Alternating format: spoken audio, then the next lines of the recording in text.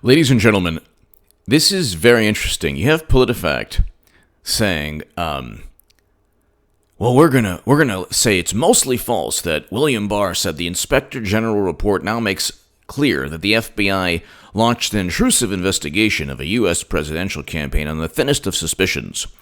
Then it goes on to say, well, William Barr, Senator Dianne Feinstein, did Attorney General Barr provide any evidence that caused you to alter this key finding that the FBI investigation had an adequate predicate? Inspector General Horowitz, no, we stand by our finding. Okay, the adequate predicate, according to Horowitz, and he listed 17 inaccuracies where FBI officials falsified information. Okay, that's how you know William Barr and John Durham are correct in tossing the IG report into a dumpster. In addition to the fact that John Durham literally states, because they keep on saying he found no evidence, that was wrong. Statement of U.S. Attorney John Durham goes on to say, our investigation has included developing. However, our investigation is not limited to developing information from within component parts of the Justice Department. Our investigation has included developing information from other persons and entities born in the U.S. and outside the U.S. based on the evidence collected to date. He literally states, based on the evidence collected to date. Based on the evidence collected to date. And while our investigation is ongoing, last month we advised the Inspector General that we do not agree with some parts of the report's conclusion as to predication and how the FBI case was opened. Durham has a criminal investigation. Notice how Durham's criminal probe is treated very differently from Mueller's absurd fantasy of a criminal probe based on documents that were given to judges that were altered, where exculpatory evidence was omitted, where evidence was falsified. Then PolitiFact says, our ruling. Barr said the Inspector General report now makes clear that the FBI launched an intrusive investigation of a U.S. presidential campaign on the thinnest of suspicions. This is true. The report found that the decision to start the Russia investigation was justified. Yeah, justified on the thinnest of suspicions. Horowitz did not give his opinion on whether the suspicions were valid. He just gave his opinion on whether the FBI was given some reason to be suspicious. These people are insidious in their logic. If you say to somebody, hey, that person looked at you weird, and then you say, because he looked at you weird, they stole your briefcase, that is not a reason to believe the person stole your briefcase. What Horowitz said was, I'm not even going to justify whether or not the person looking weird is a reason to be suspicious. The reason was there. So William Barr is 100% right. They were literally given a reason that was completely falsified. They were given a reason that was predicated upon applications, FISA applications, that were deliberately altered, falsified, omitting of there was evidence omitted from these applications. In addition to the anti-Trump text messages, you had FBI agents who falsified the information, stating that they didn't like Trump, wishing that the FBI could have done more to prevent Trump from becoming president. And you have the guy who was running the whole thing, Peter Strzok, who said, we will stop Trump, in addition to a whole litany of anti-disparaging Trump messages, anti-Trump messages.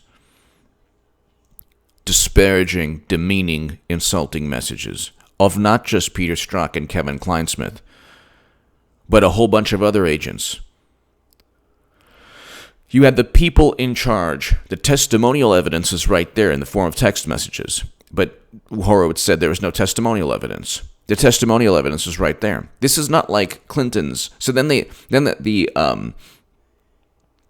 like Slate and others are like, oh my God, William Barr is trying to rewrite history. The Mueller probe found all this evidence. No, it didn't. It didn't find any evidence. It made statements they couldn't back up. And then, because they couldn't back up these statements, they knew very well they couldn't indict anyone. Because they found no documentary evidence. The evidence was not sufficient to charge, number one, anyone of being a foreign agent, colluding with Russia, campaign finance violations, nothing. They said the DNC emails helped Trump, and therefore that was a campaign finance violation. No, nothing. They found nothing.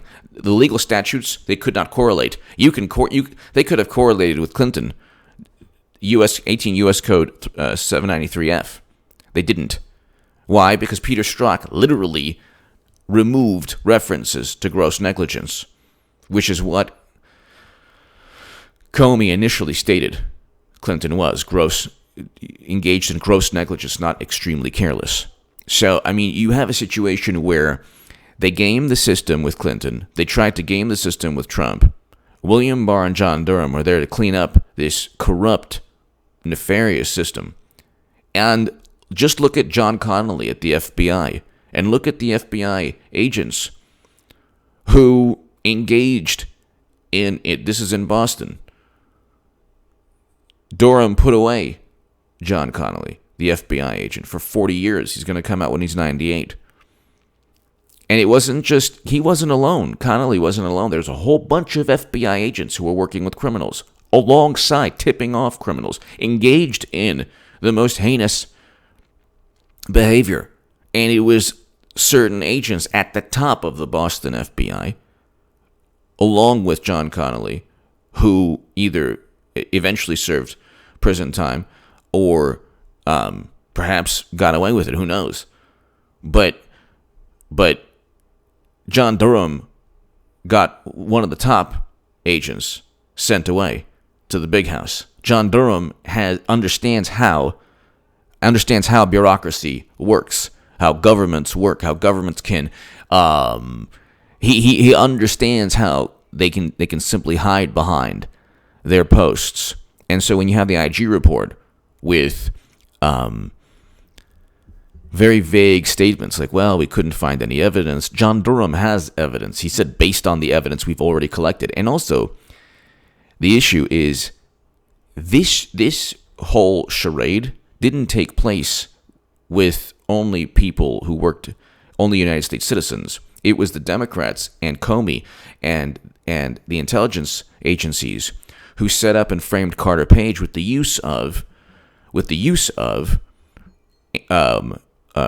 Alexander Downer. So they just take it at face value. So I was reading a Slate article. They're like, yeah, and the FBI found information from a foreign ambassador that Papadopoulos knew about the DNC emails. No, they didn't.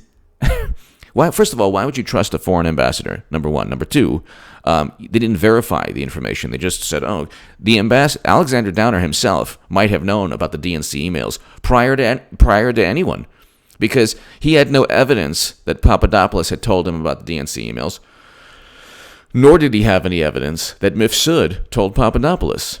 So, and Mifsud backtracked his claim. Papadopoulos actually never stated ever. So Papadopoulos has clearly always stated he never spoke about any DNC hack or any of Clinton's emails to Alexander Downer. So then the question is, if Mifsud and Papadopoulos both have nothing to do with any foreknowledge, with any knowledge prior to the DNC hack, how did Alexander Downer know? That's the issue. Alexander Downer should have been the culprit, should have been a suspect, not Papadopoulos or not Papadopoulos. And Mifsud shouldn't have been used as an intelligence source in the manner he was used. Neither, and so like I said, Alexander Downer, the Australian ambassador, has already ties to the Clinton Foundation. He was in charge of funneling tens of millions of dollars of Australia's taxpayer money to the Clinton Foundation. Why would you trust this man? And furthermore, if both Papadopoulos and Mifsud claim they never said They never talked to each other about anything to do with Clinton or the DNC or any hack. How did Downer know? Clinton purchased the dossier. The FBI deliberately didn't tell the judges that Clinton purchased the dossier. Then you have liberals and Democrats saying, well, so what? It's not a big deal. Well, they wouldn't allow Trump to purchase a dossier. Where is Trump purchasing a dossier about Madam Secretary? And, the showers of wonderful bodily fluids in Moscow hotel rooms. Where's that? Could you imagine the uproar if Trump purchased a dossier on Clinton and then had a Republican administration, their FBI, investigate Clinton? Or get a FISA warrant on Uma Abedin or somebody to do or one of the DNC officials who reached out to the Ukraine. The evidence points all back to them. This is one of the times in history where the Democrats are the corrupt ones. In the Bush-Cheney-Rumsfeld era, the Republicans were clearly the corrupt force in U.S. politics. Now Democrats are clearly the corrupt force. Maybe it'll switch. Who knows? Probably not for a while. Clinton is going to be nominee, like I said, since 2017. But I read you the statement from John Durham. He has evidence. So you have PolitiFact, and this is how these fact-checking sites are completely biased. The suspicion that the PolitiFact talks about, Horowitz says that it was predicated on adequate suspicion. No, it wasn't, because the evidence that was falsified undermines that claim. You cannot say that the FBI didn't go after Trump when you say that, well, there were 17 inaccuracies. So the investigation was not politically motivated. Well, you just the paragraphs before talk about the 17 inaccuracies and the omission of truth and the falsification of evidence. Instead, they say the FBI application to surveil Carter Page left out information. This is why PolitiFact is biased. Why did it leave out information? It was deliberate. The FBI is not, just lackadaisical on things. If they leave out information, if a prosecutor leaves out information, it's to indict. It is to go out and get that FISA application. It is to prosecute. It is to make the person, the subject, that person's life miserable. It's not like by accident. So, where Barr has a point on the issue of intrusiveness, to determine which campaign officials had Russian contacts, the FBI used various methods. Russian contacts is not a problem. Democrats have more Russian contacts than Trump did. But anyway, the way they use the semantics. The FBI used various methods, open source research. Open source research is great. So they used articles when the prior IG report stated that the articles were written by journalists that were already embedded alongside the FBI and had the same political views. But anyway, that led the agency to open 4 individual cases against Page, Papadopoulos, Manafort, and Flynn. Okay, Flynn, Papadopoulos, and Page were completely set up and framed. Manafort they got dirt on Manafort from the Ukraine. They reached out to the Ukraine. This was in Politico. That's a fact. And Manafort's crimes had nothing to do and took place, a decade prior. Over a decade. The FBI then used a confidential human source, Stephen Halper. Eventually, the FBI secured repeated renewal FISA warrants to court-ordered FISA warrants. Yeah. Exactly. Notably, there were problems with the request to surveil Page, which relied on large parts on information from Steele. Exactly. Well, the Steele report was complete nonsense. Then the next paragraphs do not talk about. The report separately found some problems with respect to specific and later in time applications for FISA surveillance of Carter Page. Daskal told us, okay, but those problems do not change the fact that the initial overarching decision to investigate was justified. No, it wasn't. Yes, they do. It wasn't the IG. They're quoting somebody else. Hold on. Who are they quoting?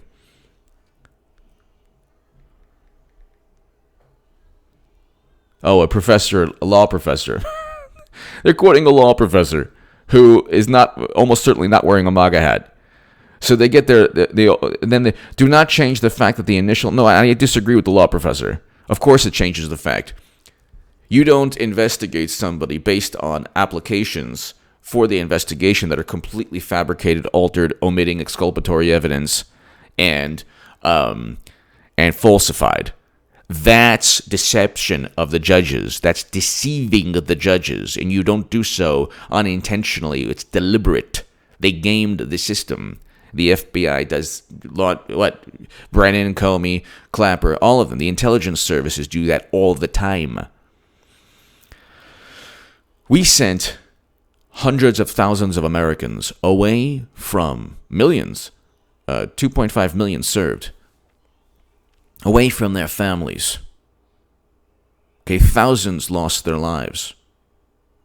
Hundreds of thousands have night terrors and PTSD, and hundreds of thousands have traumatic brain injuries. Tens of thousands have lost limbs, and based on faulty intelligence from that Cheney, Rumsfeld, and Bush used, you don't think that they would be deceptive enough to deceive a couple of FISA judges deliberately? They did. And if the tables were turned, all we have to know. And so they falsified the information on the applications. That's all you need to know. That alone proves that there was no predicate to investigate Carter Page, which started the whole thing. And also, the Steele dossier was a bunch of nonsense purchased by Clinton. I mean, the conflicts of interest are unbelievable. Then you have CrowdStrike outsourced by Democrats.